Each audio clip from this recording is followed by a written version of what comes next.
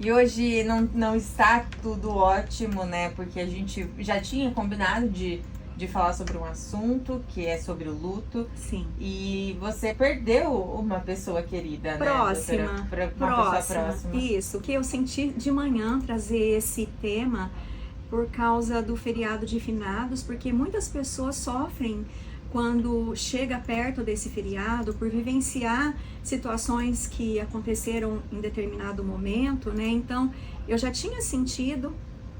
E aí ontem, após falar com você, fui surpreendida por um falecimento de uma pessoa muito querida, né, da minha família, que eu vou compartilhar com vocês. Eu só trago aqui antes uma dica inicial para quem sofreu muito nesse feriado, que é o filme Viva, a Vida é uma Festa, é uma animação. Esse filme foi muito importante para mim na pandemia, que eu não podia ver meus pais, e chorei muito. Assim, é uma animação que mexe muito com a gente, que retrata, né, o Dia de los Muertos, e fala também um pouco sobre a perda e sobre o reencontro, mesmo que seja num outro plano, né, independente de religião. Então, é uma animação muito importante para quem está vivenciando esse período agora ainda, né, de repercussão do Dia dos Finados. Então, ontem eu fui assim surpreendida pelo falecimento de um pediatra muito conhecido aqui em Rio Preto, que é o Dr. Antônio Augusto Cais, que é pediatra da minha filha. A gente conhece muitas pessoas que têm ele como pediatra. Ele foi docente muitos anos da Faculdade de Medicina e eu falo que ele era um grande mestre, porque eu tive a oportunidade de falar quando eu iniciei lá com algumas pessoas e outros pediatras, e sempre falava: o doutor Antônio é um excelente profissional, fantástico, você está em muito boas mãos. Ele tinha assim uma adoração por quem ele treinava, por quem ele distribuía os seus ensinamentos com muita generosidade, né, pelo que eu pude perceber. E ele era um profissional pautado pela ética, pela seriedade, um profissional muito sério, assim, com convicções sobre os tratamentos, conduta de como recebia a gente, né, com uma seriedade sobre as situações ali de saúde, mas que se desmanchava quando via criança, quando via gente e nos acolhia. Então, eu falo que foi uma grande perda. Com certeza. Eu arrisco dizer que Rio Preto perdeu um dos maiores pediatras, e numa idade muito jovem, 73 anos. Sim. Meu pai tem mais idade, meu sogro tem mais idade, então para mim foi extremamente triste. E eu lembro da primeira vez que eu entrei no consultório dele, a Sofia tinha 6 dias, e ele falou para mim assim: mãe, você é a pessoa que mais conhece a sua filha, então ouça o seu coração, que você vai sentir o que ela precisa. E ele era um pediatra que logo na primeira consulta dava o cartãozinho e falava assim: você pode me ligar, esse é meu celular, esse é o telefone da minha casa, em qualquer horário e em qualquer dia. Caramba. Eu já liguei para ele de domingo, eu já liguei para ele à noite. Uma única vez que eu precisei de auxílio, ele não estava em Rio Preto, que eu tive que ir para emergência. Eu não ia para emergência com a Sofia. Ele atendia mães e pais a qualquer momento, Carol. E tem muitos relatos na internet, inclusive, né, com a divulgação do falecimento dele. Muitas pessoas podem perceber isso. E ele tinha uma sensibilidade que ele falava com a gente, ele ouvia a criança às vezes tossir, ele falava: é isso, dá isso, essa dosagem. Então a gente se sentia confiante, seguras ou seguros para fazer o que precisava ser feito e cuidar dos nossos filhos em casa. E há pouco tempo, a Sofia tem 11 anos, quase 11 anos e meio, e ela ainda vai nele, não como ia todo mês, como bebezinha, mas sempre vai. E ele tem uma visão assim à frente. Se ele fala: procure tal profissional, você pode procurar. O ortodentista que a Sofia vai foi indicação dele, a ortodentista que a Sofia vai foi indicação dele, endócrino que a Sofia vai a semana que vem, indicação dele. Então, assim, eu confio em todas as indicações dele, em tudo que ele fala. E tive a possibilidade de passar com a filha dele, que para mim também é a melhor oftalmo de Rio Preto, a doutora Bárbara Kais, e conheci a esposa. E agora, recentemente, a Sofia teve um acidente que um mosquitinho entrou no ouvido dela. E para quem já passou por isso, sabe o drama. Minha mãe passou quando era jovenzinha, então eu cresci ouvindo isso. Para mim, foi um certo trauma pela vivência da minha mãe. Lembra de traumas? Que as histórias de outros podem nos traumatizar. Então, na hora que a Sofia gritou, eu já soube o que fazer ali no meu limite de mãe. E saí com ela e liguei para ele. Doutor Antônio, eu estou indo para aí porque aconteceu isso. Ele, não venha. Ele falou, não, eu não tenho instrumento para fazer o que precisa. Vai direto para a HCN porque lá vai ter o plantonista. Se o plantonista não for da otorrino, já vai chamar a equipe e vocês vão ser melhor atendidas lá. Nós corremos para lá. Então, eu sinto que todo mundo que tinha ele como pediatra vai ficar um pouco órfão. Porque era isso que ele fazia por nós. É uma paixão, né? Ele tinha um amor pelo que ele fazia. E a gente sentia isso, e as crianças também. Então a gente chamava ele de tio Toninho. E a Sofia falou ontem, mamãe, o tio Toninho tem netos?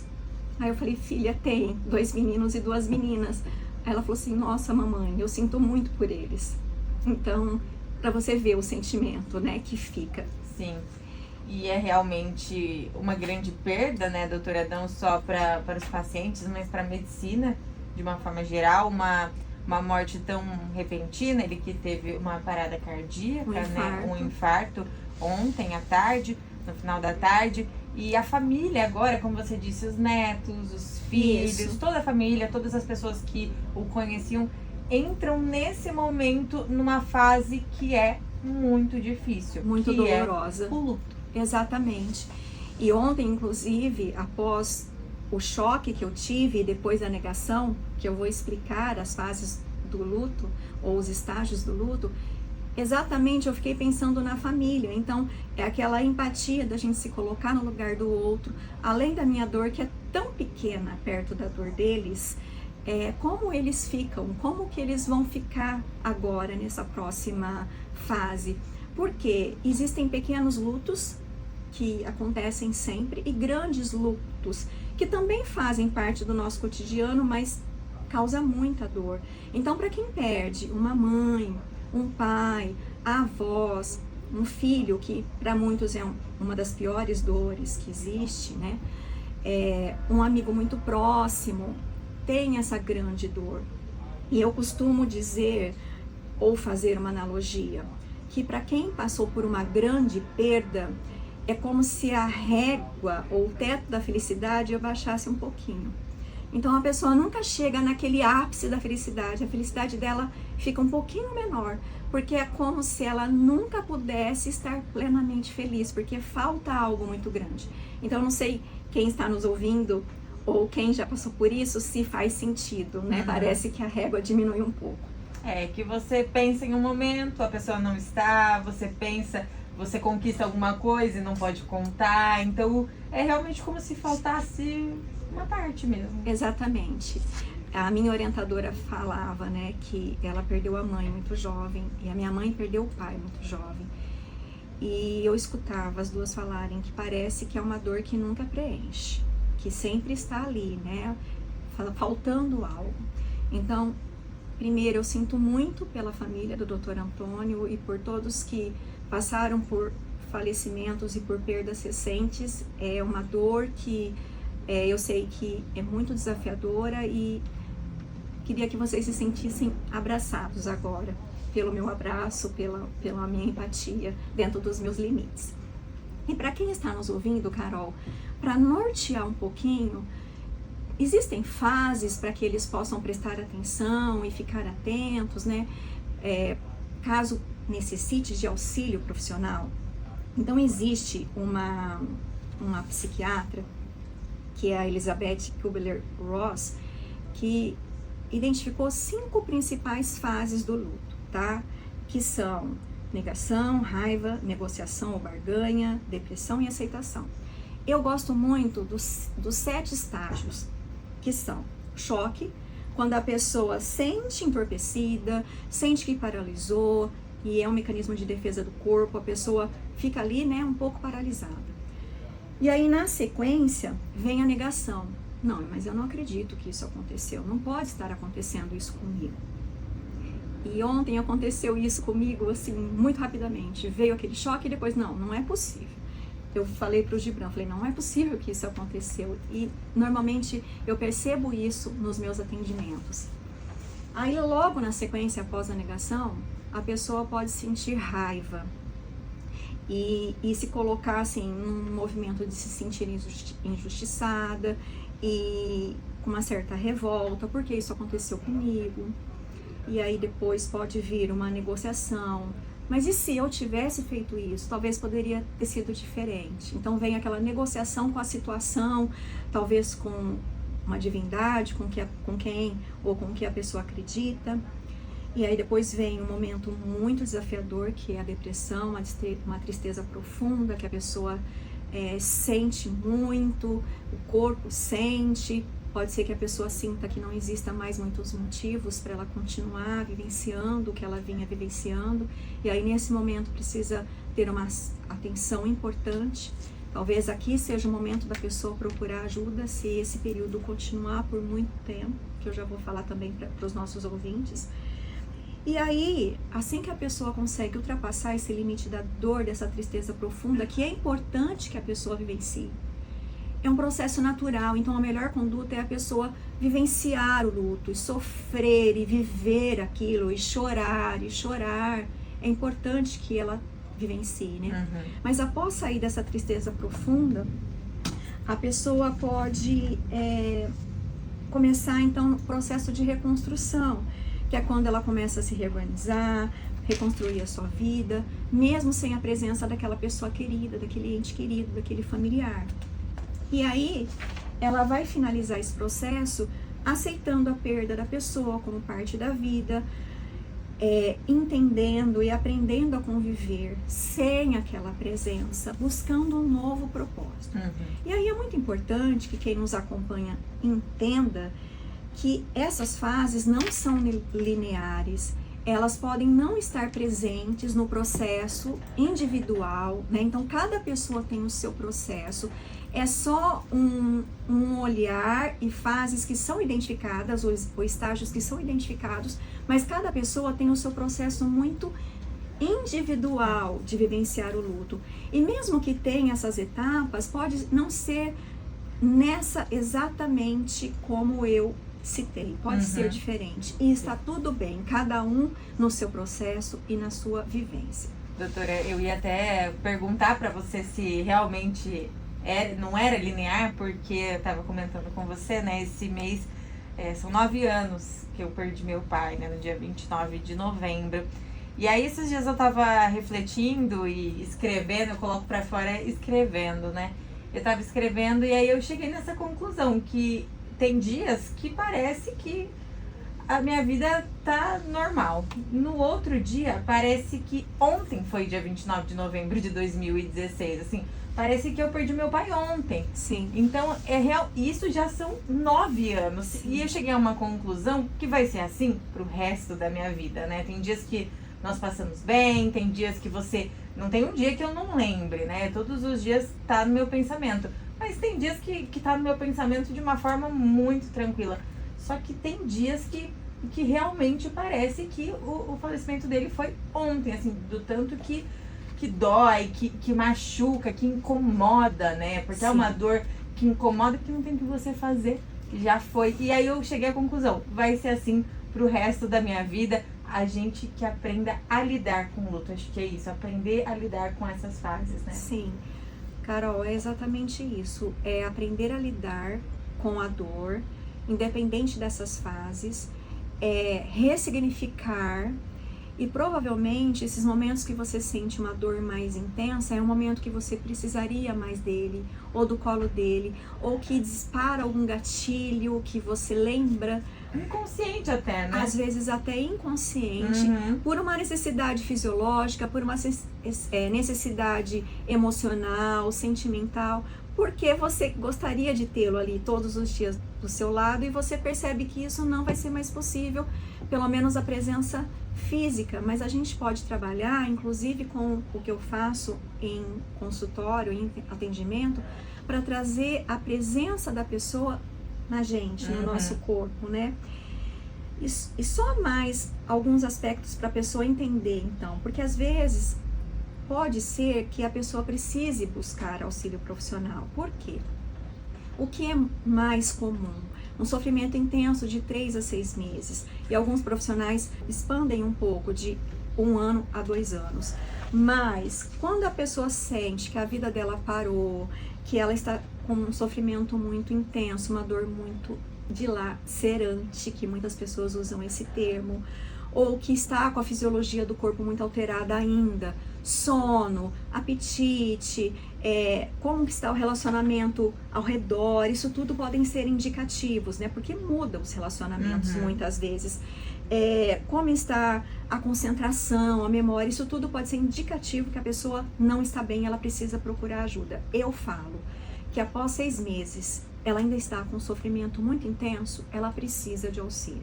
Que pode entrar com uma medicação, um psiquiatra muito experiente, pode passar uma medicação para não causar uma dependência, só para aquele período necessário, ou auxílio com terapia, um profissional ético, respeitoso, que saiba lidar com isso.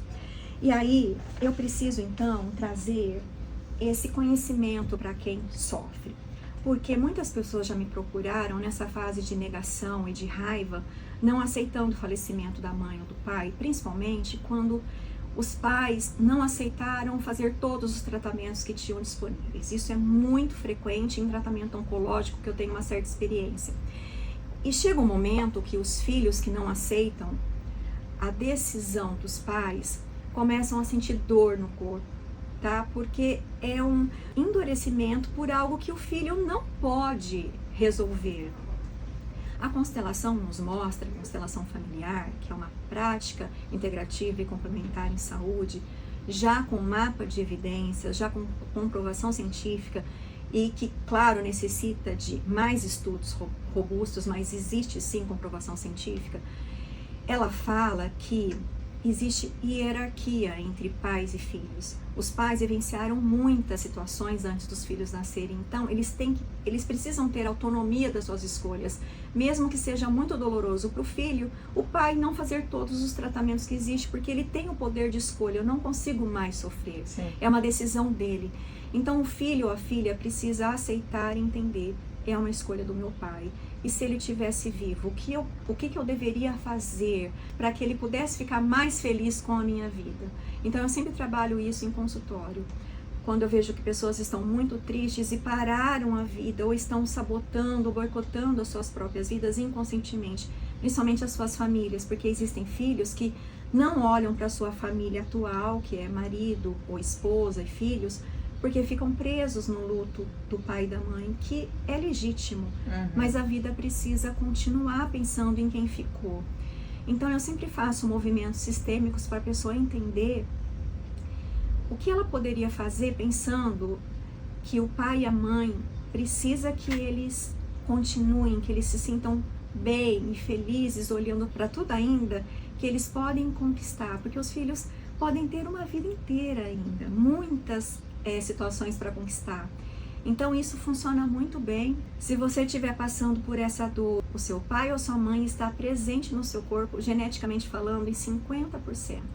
Então se ele está, ou se ela está em nós, eles sempre vão estar.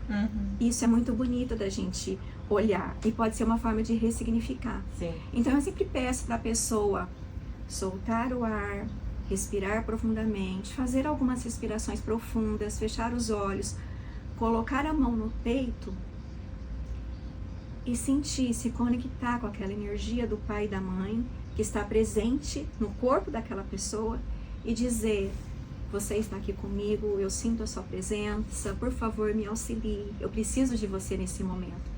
E normalmente auxilia muito, Carol. E você olhar para o legado que seu pai deixou foi essencial, assim como o legado que o Dr. Antônio Augusto Paes deixou. Então, parabéns, e eu sinto muito por todos que estão hoje sentindo a falta de alguém querido.